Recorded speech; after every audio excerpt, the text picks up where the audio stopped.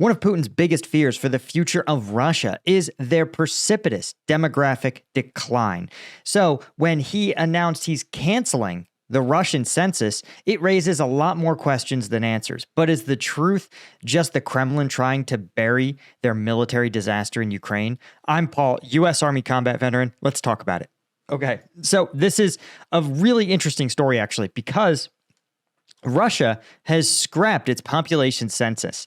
And this is interesting because Russia is notorious for having one of the world's lowest fertility rates. And it's really a crisis for Russia. For context, guys, this is the fertility rate of Israel, for example, on the top here with a fertility rate of 3. That's 3 live children born per woman. The United States has a much lower fertility rate, slightly less than half that of 1.66. But Russia is even lower still at 1.49, and that's in 2021. In the currently in 2022, it was 1.4. And you could see here that there's a real problem facing Russia. You can see that among men and women in their 40s, that's the overwhelming majority of their country. That's the largest demographic look. And you could see that the coming generations are absolutely tiny. In fact, the only smaller generation than this current one here, or the current couple of years, is actually the post-Soviet era, who are now in their late 20s.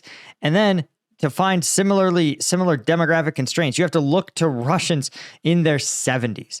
So it's a real crisis for someone like Putin, who envisions a very large and powerful Russia. But to create a large, powerful Russia, well, you need a lot of Russians. And so in service of that goal, the Russian state has been meticulous about tracking its demographics. It needs to know if policies are working to increase the fertility rate, if policies in certain oblasts or areas are delivering better results than in other places. And so it would take a lot to get Russia to back off its demographic data collection. But that's exactly what's happened. And Putin has actually signed a federal law suspending part of the all-Russian population census. Now, according to some sources, this is because they want to hide the impact of the casualties in Ukraine on their demographics, right? And this makes sense, of course, because Mediazona, right, an independent Russian outlet, was able to confirm by name 71,000 soldiers killed in as of the end of September. But the real number is likely much higher. It's probably close to 2 or 3 times that. The reason, of course, is that the Russian state is doing its best to hide these numbers, and so a lot of casualties of Ukraine are officially listed as missing. This is in part for the Russian government to save money, to not pay out death benefits to soldiers. Again, these are soldiers that are going to get the full benefit of being acknowledged combat casualties in Ukraine. In contrast, a lot of these prisoners or contract soldiers or PMCs, they are going to be, the Russian state's going to pretend they never existed. And the problem is, though, is that this number is so great that it will show up in this demographic data. You'll actually start to see it. And some estimates were that up to 1 in 50 Russian men have been killed or wounded in Ukraine.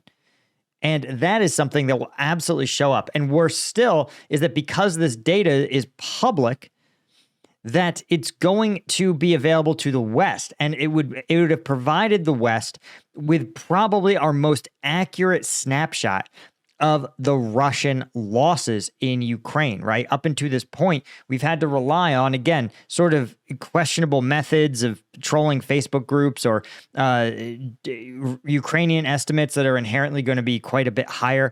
And so it's really, it's something that Putin had to do to maintain their losses. But it's the fact that he felt he had to do it itself is actually quite troubling because, again, officially, according to the Russian government, they've lost like less than 10,000 soldiers officially that they've publicly acknowledged in Ukraine, which would not be enough to show up in large-scale demographic data. Again, they would take losses in the hundreds of thousands for it to really appear in a demographic census like that. So that alone should tell you something. Now, it's not just Russia's demographic crisis that's getting hammered by Ukraine. It's also an economic crisis as well. And we're going to talk about even Russia's flagship companies are getting crushed under the burden of these war sanctions. But before we talk about that, if you feel like you're getting crushed just making it through the day, you may need a little bit of extra caffeine. You should check out Strike Gum. Inspired by my time in Afghanistan, when if I wanted caffeine on a combat patrol, I had to rely on a can of military issue energy drink. I knew there had to be a better alternative. So I partnered with Liquid Core Gum in Denver, Colorado to make right here in the USA Strike Gum. We've got 90 milligrams of caffeine and 100 milligrams of alpha GPC in every single piece. That's all the caffeine of a Red Bull and none of the sugar. So if you want to get the energy drink solution, the highest rated caffeine gum on all of Amazon, go to strikegum.com or just go to Amazon and search Strike Gum. Check it out. But of course, we've got all the discounts and deals. You're going to find those on strikegum.com. Link is in the description. Okay. This was equally fascinating and an equally troubling sign for Russia's economy.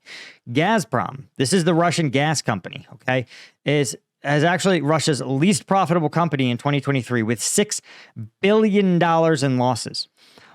Why is this so troubling? Well, one, part of the reason the Russian state thinks it can maintain this high level of conflict in Ukraine, and part of the reason it thinks it can reverse its demographic decline afterward, is that it's going to be flush with cash, right? And Gazprom is the source of that, right? Now, here's the thing. It's very common. In almost all countries, it is so stinking cheap to pull oil out of the ground, refine it a little bit, and then sell it.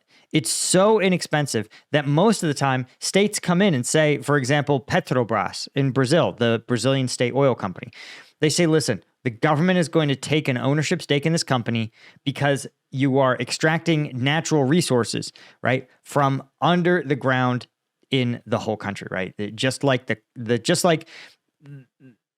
government can tax its citizens, the government has a right to police all of its land. It says, listen, there's some natural resources that are collectively owned by the people, right? So it's very common for governments to say, listen, we, the state, are going to run our oil company. In fact, it's more unusual that you have some like the United States system that says, hey, we actually just impose minimal taxes on oil at extraction, but we don't own the oil companies. And so this means, though, that Gazprom is central to Putin's future of Russia. He wants to be able to use Gazprom's revenues to pay for social programs, to pay for infrastructure, to provide pensions for older Russians so that they don't become a burden on the younger generation, right? Because, again, if you look at the demographic pyramid, you see that people in their 60s almost outnumber young Russians, which means that as time passes, you're going to see this huge glut of old Russians who need a lot of help, and you're going to have a very small number of young Russians who can help them. And they definitely won't be able to start families of their own. So you've got Gazprom that is central to Putin's plan to fund these programs, but Gazprom had its revenue fall by 30% last year. We're still, right, while their net cash flow, that is operating expenses minus income, or income minus operating expenses, was up by about 5%, right? It still is because there's been a massive devaluation of almost everything. So while revenues might look slightly better, many of their assets have been devalued. And it's so funny. Pure cope here, guys. Right? Let's see if I can find it. The Russians, the report from a Russian state outlet said that Gazprom's net losses were merely an accounting nature, but were not actually real losses. And this is what's so funny to me. Guys, accounting is the process of determining your real losses. There is no paper loss and real loss, okay? Either you did or did not lose money. Now, some people are like, oh, you can play games and you can depreciate like real estate in the US. Like there's some accounting games you can play, but not at this scale. You cannot paper over a $6 billion loss, right? Again, it's because the things you control are less valuable, right? Just like if you had a warehouse full of iPhones and then Apple released new iPhones, you'd say, well, we didn't really lose money just because those old iPhones in my warehouse are less valuable. Yeah, dude, you did. The iPhones were worth $1 million and now they're worth $500,000. That's as real a loss as you can get. So the accounting nature is pure cope. When they actually gave it to an independent analyst, they described it as grim. She said, quote, Gazprom is at a dead end and they're very much aware of it. According to an analyst, Alina Rybkova, who read it after, who said it after reading the report.